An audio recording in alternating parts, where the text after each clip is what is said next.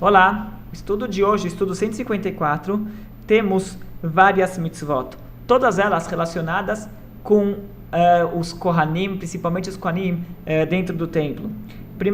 Proibição 68, Kohen Gadol, o sumo sacerdote, não deve entrar no santuário em outras ocasiões, além das estabelecidas.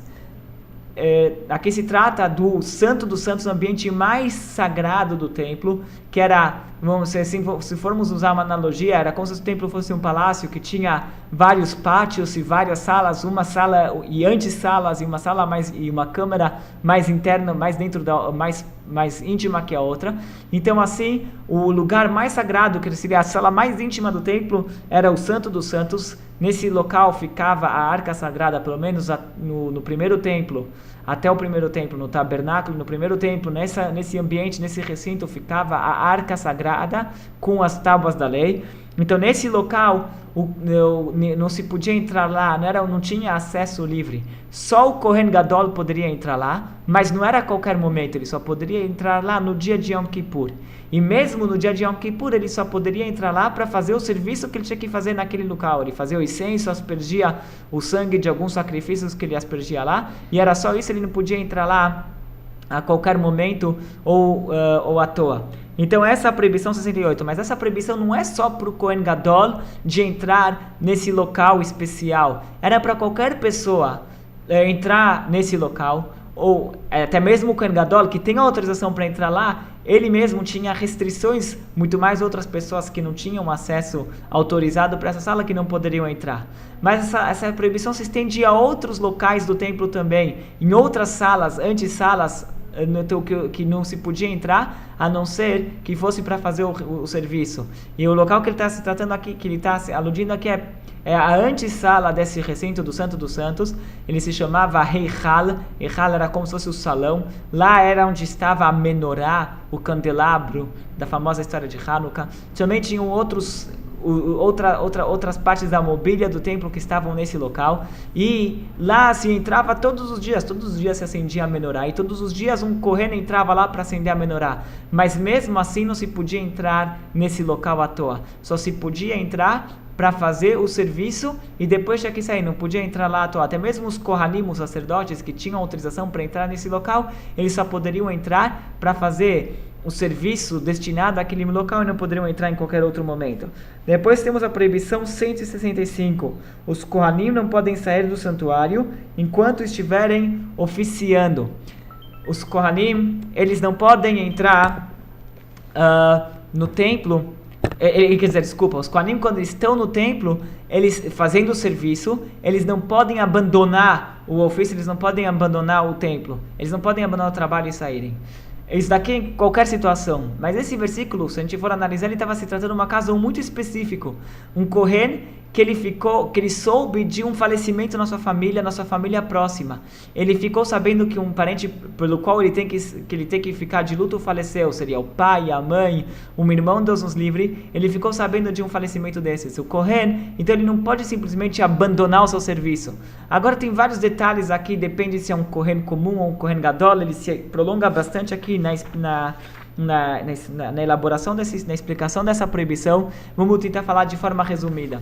É o seguinte: um Kohen, quando ele fica sabendo de uma situação dessas, que alguém faleceu, alguém de sua família faleceu, ele não pode simplesmente largar o serviço que ele está fazendo e sair correndo do templo. Isso aqui, de uma certa forma, demonstra um desprezo para o serviço que ele está fazendo. Então funciona da seguinte forma: vamos falar que é um Kohen comum, não o sumo sacerdote, um Kohen comum. Então, o Kohen comum, nesse momento, quando ele fica sabendo de um falecimento, ele próprio, pela lei, não pode trabalhar. Se ele faz o serviço, se ele continua fazendo o serviço que ele está fazendo, ele vai invalidar o serviço dele. Mas, mesmo assim, ele não pode abandonar o serviço. Ele tem que procurar um outro Kohen, ou certificar-se que um outro Kohen assume o trabalho dele, e daí ele pode sair do templo e acompanhar o cortejo e tomar conta do luto dele. Ele não deve seguir o trabalho dele, porque se ele seguir o trabalho, trabalhando nessa situação de luto, ele vai invalidar o trabalho dele, mas também ele não pode abandonar o trabalho, ele tem que procurar alguém para que termine, certificar que alguém vai terminar o trabalho dele e depois ele pode sair do templo. Já o sumo sacerdote ele é mais preso ao templo, ele é mais preso ao serviço comunitário, vamos falar assim, e ele não pode deixar o serviço no templo nem mesmo numa situação dessas. O sumo sacerdote ele não pode se impurificar de qualquer jeito, ele não pode acompanhar o cortejo, ele não pode se impurificar no caso de um falecimento, nem mesmo que seja de algum parente próximo. Então o sumo sacerdote, como funciona no caso dele, ele pode seguir trabalhando. Se ele se trabalhar nessa situação, ele não vai invalidar o trabalho dele e ele não deve sair do templo. Então essa proibição 65 é que os Kohanim não podem não podem abandonar o trabalho no meio do ofício, nem mesmo se for num caso de falecimento de algum parente próximo. Depois temos o mandamento 31, retirar os impuros. Alguém que está dentro do templo, ele conscientiza-se que ele está impuro, ele deve imediatamente sair do templo. Os detalhes dessa lei são bastante curiosos, é o seguinte: geralmente quando uma pessoa estava dentro do templo, ele não podia sair simplesmente pelo caminho mais rápido, ele tinha que dar uma volta e sair pela porta mais distante. Se saía andando de costas, de uma certa forma mostrando o respeito para o local que está, não que eu viro as costas e saio, eu saio de frente para o templo andando de costas.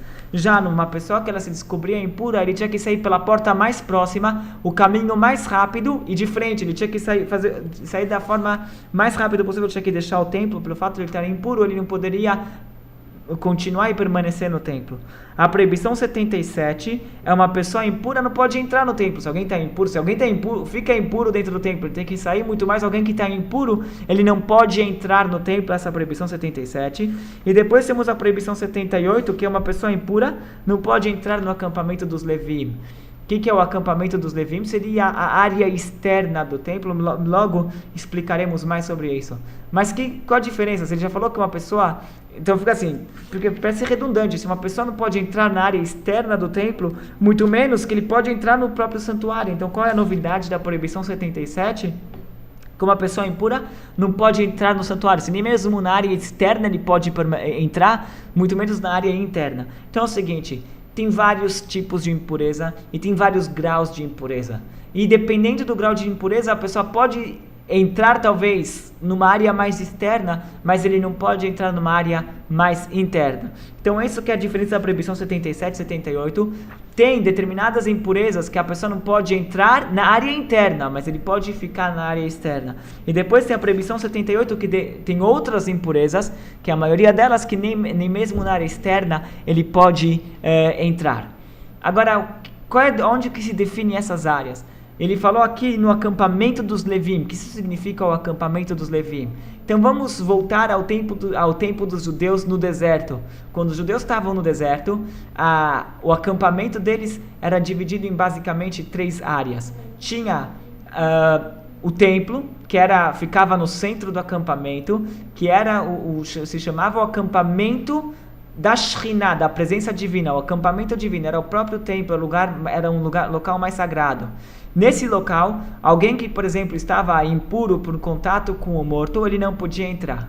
Em volta do templo, quem acampavam, a tribo de Levi. A tribo de Levi, os Kohanim e os Levim, eles acampavam em volta do templo. E nesse local, alguém que estava impuro para o morto poderia circular por lá, poderia entrar lá. Mas, por exemplo, alguém que teve uma emissão de sêmen, ele não poderia circular nesse local, ele estava impuro, ele não poderia chegar nem mesmo no acampamento dos Levim, ele tinha que ficar fora do acampamento dos Levim. Ele poderia circular no acampamento em volta do acampamento dos Levim acampavam as 12 tribos, ele poderia circular normal entre as tribos, mas ele não poderia ficar no acampamento dos Levim.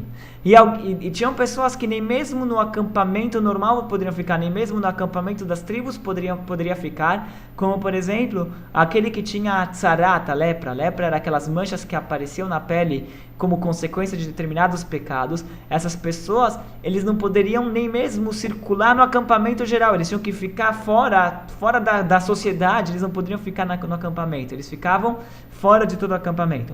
O equivalente a essas 3 áreas quando os judeus chegaram em Israel e construíram o templo em Jerusalém, ficou o seguinte: a cidade de Jerusalém, dentro das muralhas de Jerusalém, era o equivalente ao acampamento das 12 tribos, ao acampamento do povo. Então, alguém que tinha tzarat, que tinha lepra, ele tinha que sair para fora das muralhas de Jerusalém. Depois, tinha uma área mais externa do templo, era dentro da cidade de Jerusalém, o que hoje seria atrás do Kotel, onde tem a mesquita, é onde está o templo. Agora, aquela área é muito grande, o templo não ocupava toda aquela área, tinha uma área mais restrita que era o templo, e tinha todo um pátio externo, onde tinham salas e coisas que eram para o uso do templo. Essa área era o equivalente ao acampamento dos Levim.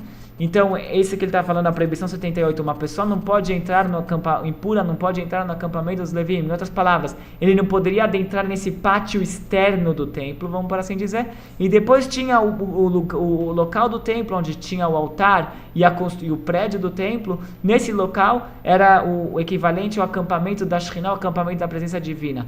Que é a proibição 77, que uma pessoa impura não pode entrar no santuário, está se tratando especificamente desse local mais sagrado, onde que estava o altar e o templo propriamente dito. Então são essas três áreas, e ele está falando na verdade das duas mais internas, que é o próprio templo e o pátio externo, que é a proibição 77 e 78 do estudo de hoje. Então, resumindo, temos algumas mitzvot no estudo de hoje, aquelas que falam, por exemplo, a primeira proibição 68, que fala da proibição de entrar nas áreas de acesso restrito do templo, a não ser que seja para o serviço. Isso daqui está falando para os Kohanim. Depois temos a proibição 165, que um Kohen não pode abandonar o trabalho. Depois temos o mandamento 31, que é retirar os impuros de dentro do templo. E depois temos as proibições 77 e 78, que são proibições relativas a uma pessoa impura, o quanto que eles podem entrar dentro, até quanto que eles podem avançar perto do templo.